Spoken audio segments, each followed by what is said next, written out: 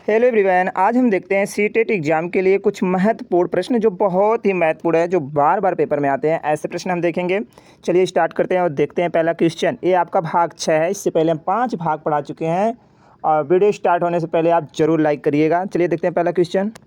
बच्चों के अधिगम में शारीरिक स्वास्थ्य और सांवेगिक अवस्था। कह रहे हैं बच्चों के अधिगम में शारीरिक स्वास्थ्य और सांवेगिक अवस्था, इसके आगे क्या आएगा? तो ऑप्शन डी होगा राइट, कि एक महत्वपूर्ण भूमिका है। कि ये क्या है? महत्वपूर्ण है। बच्चों के अधिगम में शारीरिक स्वास्थ्य और सांवेगिक अवस्था की एक महत्वपूर्ण भूमिका है। एक प्रगतिशील कक्षा में शिक्षण अधिगम प्रक्रिया के दौरान अधिगमकर्ताओं का मूल्यांकन। कह रहे हैं एक प्रगतिशील कक्षा में शिक्षण अधिगम प्रक्रिया के दौरान अधिगमकर्ताओं का मूल्यांकन। उसके आगे क्या होगा? मूल्यांकन अभिभावकों को प्रतिपुष्टि देने के प्रयोजन से बेहद सफल, कम सफल व असफल विद्यार्थियों को पहचानने में सहायक होता है। या फिर बेहद महत्वपूर्ण, क्योंकि यह बच्चों की समझ की जानकारी देता है और अध्यापिका को अपने शिक्षा शास्त्र पर विचार करने में सहायक होता है। या फिर बच्चों के अधिगम में सहायक नहीं है या बच्चों के अधिगम प्रक्रिया में रुकावट उत्पन्न करता है। तो इसका राइट आंसर क्या होगा? Option number B, option B होगा। एक प्रगतिशील कक्षा में शिक्षण अधिगम प्रक्रिया के दौरान अधिगमकर्ताओं का मूल्यांकन बेहद महत्वपूर्ण है, क्योंकि यह बच्चों की समझ जानकारी देता है और अध्यापिका को अपने शिक्षा शास्त्र पर विचार करने में सहायक होता है। हार्वर्ड गार्नर के बहुबुद्धि सिद्धांत के अनुसार निम्नलिखित में से कौन सा जोड़ा बुद्धि के प्रकार और अंतःस्थिति अनुपालन में संभावना के अनुसार सही है? करें हार्वर्ड गार्नर के बहुबुद्धि सिद्धांत के अनुसार निम्नलिखित में से कौन सा जोड़ा बुद्धि के प्रकार और अंतःस्थिति अनुपालन संभावना के अनुसार सही है? बुद्धि का प्रकार और अंतःस्थिति का अनुपालन संभावना में कौन सा सही है? तो इसका राइट आंसर आपका क्या हो जाएगा? शारीरिक गति संवेदनता और खिलाड़ी। कह रहे हैं शारीरिक गति संवेदनता और खिलाड़ी आगे, ठीक है। यह जोड़ा जो है बुद्धि के प्रकार और अंतःस्थिति अनुपालन पर संभावना के अनुसार क्या है? सही है। शारीरिक गति संवेदनता खिलाड़ी। बहुबुद्धि का सिद्धांत जोर देता है कि बहुबुद्धि का जो सिद्धांत है वह जोर देता है कि बुद्धि लब्धि केवल वस्तुनिष्ठ परीक्षणों द्वारा ही मापी जा सकती है। या फिर एक आयाम में बुद्धिमत्ता अन्य सभी आयामों में बुद्धिमत्ता निर्धारित करती है। बुद्धिमत्ता की विभिन्न दशाएं हैं।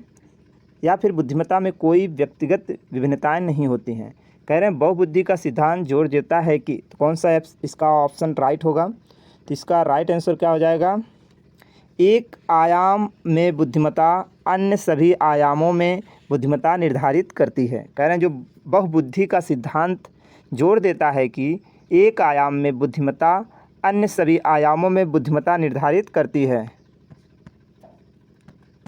लॉरेंस कोहलबर्ग के सिद्धांत के अनुसार किसी कार्य को इसलिए करना क्योंकि दूसरे इसे स्वीकृति देते हैं नैतिक विकास के स्पेस चरण को दर्शाता है। क्या? प्रथापूर्व को, प्रथागत को, उत्तर प्रथागत को या अमूर्त संक्रियात्मक को?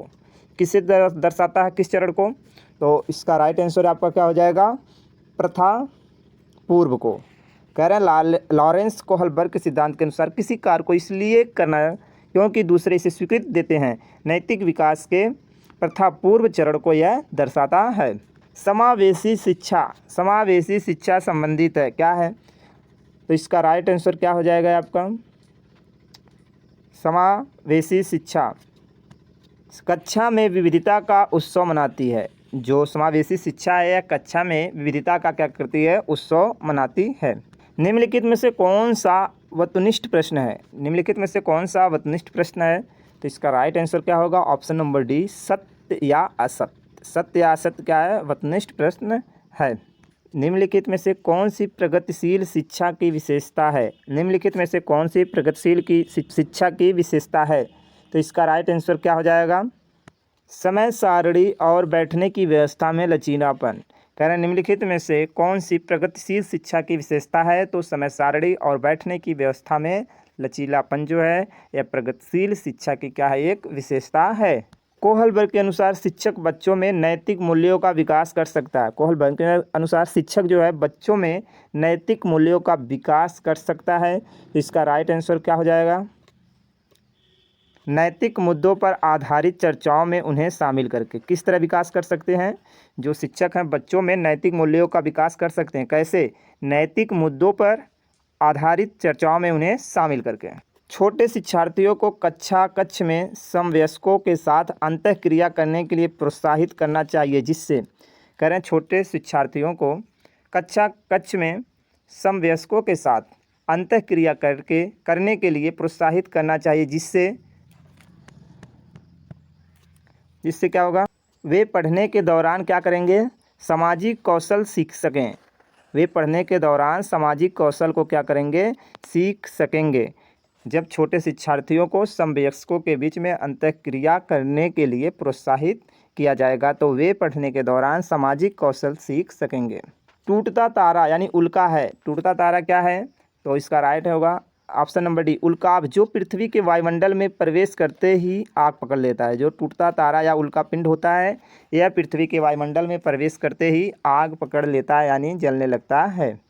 प्राथमिक स्तर पर आकलन में शामिल होना चाहिए। प्राथमिक स्तर पर आकलन में शामिल होना चाहिए, जिससे क्या होगा? शिक्षक द्वारा सतत और संरचनात्मक तरीके से किए गए अवलोकन को बच्चों और अभिभावकों के साथ बांटना यानी बांटा जाता है।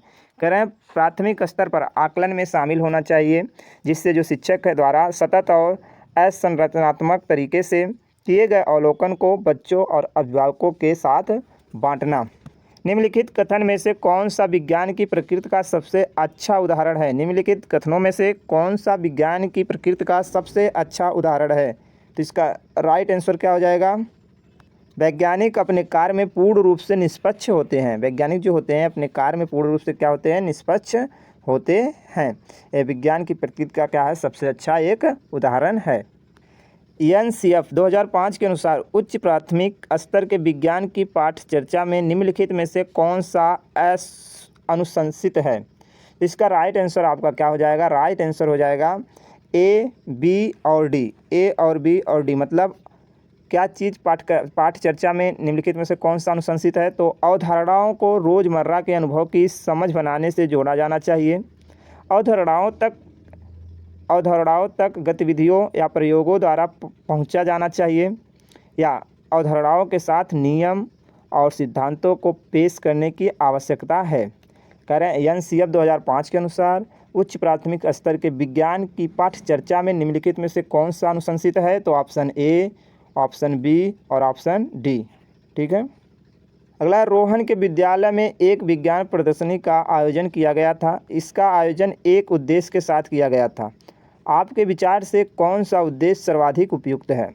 अभिभावकों को संतुष्ट करना, या विभिन्न व्यवसायों के लिए विद्यार्थियों को प्रशिक्षित करना, या शिक्षार्थियों के सृजनात्मक माध्यम उपलब्ध कराना, या विद्यालय का नाम प्रसिद्ध कराना। उपयोग गोलकुंडा के किले में। कौन सा राइट होगा?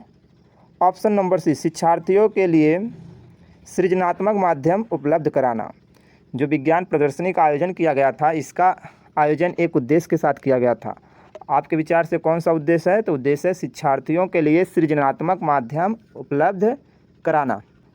किस उम्र में नवजात शिशु अपनी माँ की आवाज़ को पहचानता है? किस उम्र में? तो राइट आंसर हो जाएगा जन्म पर। जब बच्चे समूह खेल में भाग लेते तो बच्चे निम्न में से क्या सीखते हैं? जब बच्चे किसी समूह खेल में भाग लेते हैं तो क्या सीखते हैं? तो राइट आंसर होगा ऑप्शन नंबर डी, ए सभी, यानी प्रतिस्पर्धा सीखते हैं, सहयोग सीखते हैं, संघर्ष सीखते हैं। सहयोग, संघर्ष और प्रतिस्पर्धा।